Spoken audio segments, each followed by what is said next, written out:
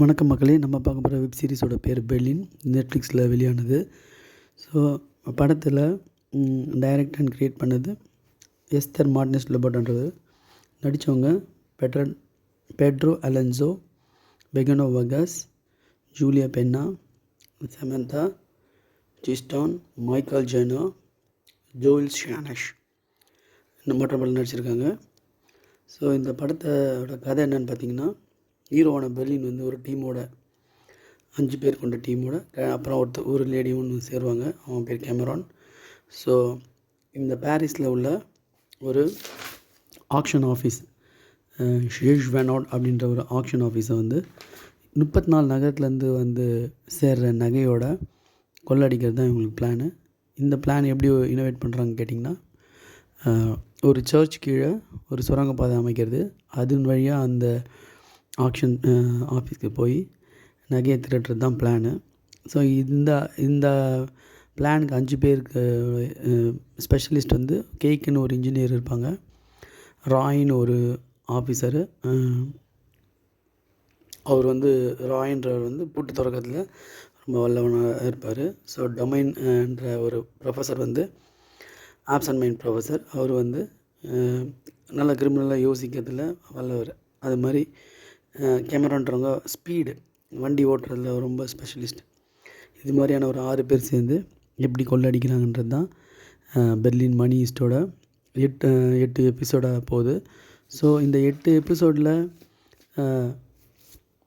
2வது எபிசோடில் பார்த்திங்கன்னா, ஒரு ஃபாதரை வந்து பைக்கில் வந்து அட்டாக் பண்ணுவாங்க. அப்புறம் பார்த்திங்கன்னா, அந்த அட்டாக் பண்ணவங்கள 2 பேர் பிடிக்கிறது தான் அந்த இதுலேயே பாதி போயிடும். அப்புறம் ஒரு எபிசோடாக இது மாதிரி ரொம்ப ட்ரிக்கியாக பண்ணுற வேலைங்கள்லாம் நடந்துகிட்டே வரும். ஸோ இதில் 7th எபிசோடில் பார்த்திங்கன்னா, ஒரு ஆக்ஷன் சீக்வன்ஸ் ஒன்று பண்ணியிருக்காங்க. அது ரொம்ப சூப்பராக பண்ணியிருந்தாங்க. அப்புறம் அந்த ஆக்ஷன் ஆஃபீஸில் எப்படி அந்த நகையை எடுக்கிறாங்க அப்படின்ற மாதிரி வரும். அப்புறம் பெர்லினில் வந்து லவ் பண்ணுவார், பெர்லின் லவ் பண்ணுறது, அப்புறம் அந்த கேய்க்குன்றவங்க லவ் பண்ணுறவங்க, இது மாதிரி லவ் சீக்வன்ஸ்லாம் வந்து ரொம்ப நல்லா ரசிக்கும்படியாக இருந்தது. ஆக்ஷனும் போச்சு, ரொமான்டிக்கும் போச்சு. இந்த இதில் வந்து மியூசிக் வந்து நல்லா அந்த ஒரு சீனோட பிளெண்ட் ஆகும். ஹீரோ வந்து இதில் என்ன ஒரு கேள்விக்குறின்னா, இவ்வளோ ப்ரில்லியண்ட்டாக இருக்கிற பெர்லின் வந்து ஏன் உழைச்சி சம்பாதிக்கக்கூடாது அந்த டீமு, இதை விட அதிகமாக சம்பாதிக்கலான்றது தான் கேள்வி. ஆனால் அவங்க திருடி சம்பாதிக்கிறாங்கன்றது தான் ரொம்ப கேவலமான ஒரு விஷயமா இருக்கும். அப்படியே இந்த இது போயிட்டே இருக்கும்போது பார்த்திங்கன்னா, இந்த 7th எபிசோடில் ஒரு மூமெண்ட்டில் வந்து பார்த்திங்கன்னா, அவங்க லாக் ஆகிடுவாங்க. இன்னும் 2 பேர் வந்து ஒரு வேனில் லாக் ஆகிடுவாங்க. அது வந்து ஒரு மைக் மூலிமா வச்சு தப்பிப்பாங்க. அந்த 2 சீன், அந்த தப்பிக்கிற சீன், 2 பேரும் தப்பிக்கிற சீன் வந்து ரொம்ப ஆக்டிவான சீன் அது. அப்புறம் ஒரு ப்ரொஃபஸர் வந்து அவங்க லவர்கிட்ட எப்படி ஜாலியாக இருக்கார், பெர்லின் எப்படி ஜாலியாக இருக்கார், அது மாதிரி மாற்றி மாற்றி காட்டுவாங்க. ஸோ இப்போ அந்த பெர்லின் வந்து ஒரு கட்டத்தில் மாட்டிக்கும்போது, பெர்லினும் அந்த ப்ரொஃபஸரும் எப்படி தப்பிக்கிறாங்க. ஒரு வெஸ்பாவில் வந்து ஒரு ஃபுட் டெலிவரி மேன் கிட்ட ஒரு டீல் பேசுவாங்க. அது ரொம்ப காமெடியாகவும் சூப்பராக வந்தது.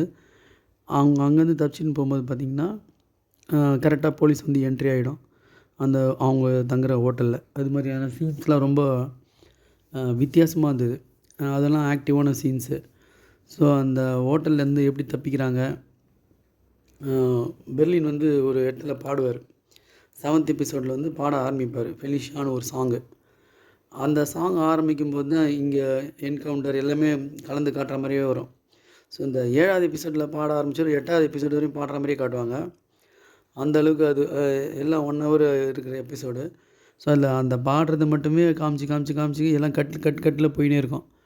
ஸோ இது மாதிரி கட்டில் போகும்போது ஒருத்தருக்கு என்ன நிகழ்வு நடக்குது அப்படின்றது தான் அந்த எபிசோட மூமெண்ட்டாக இருக்கும்.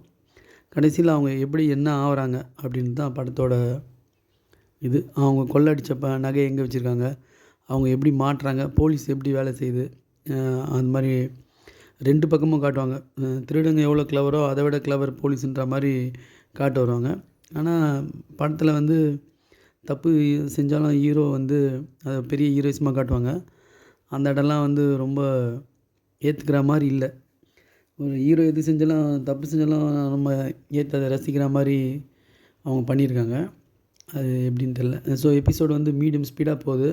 8 எபிசோடு வந்து பார்த்திங்கன்னா எல்லாமே இவங்க பிளான் பண்ணுறது, அந்த பிளானை எப்படி இனோவேட் பண்ணுறது, பெர்லின் எதுக்கு லவ் பண்ணுறாரு, பெர்லினை மாட்டி விடுறதுக்காக பிளான் என்ன அப்படின்ற மாதிரி கதை போகும். நடுநடுவில் ரொமான்ஸ் சீன்ஸ், அந்த அவங்க லவ் பண்ணுறது, இந்த ப்ரொஃபஸர் லவ் பண்ணுறது, யங்ஸ்டர்ஸ்லாம் லவ் பண்ணுறது, இந்த சீக்வன்ஸை அப்படியே மையமாக வச்சு இந்த எபிசோட் பண்ணியிருக்காங்க. மொத்தத்தில் இது ஒரு மீடியம் ஸ்பீடு வெப் சீரிஸ்னு சொல்லலாம். 8 எபிசோடும் பார்த்திங்கன்னா மீடியம் ஸ்பீடில் போகும். ஸோ இதுதான் இந்த பெர்லின் கதையோட கதை சுருக்கம். தேங்க்யூ.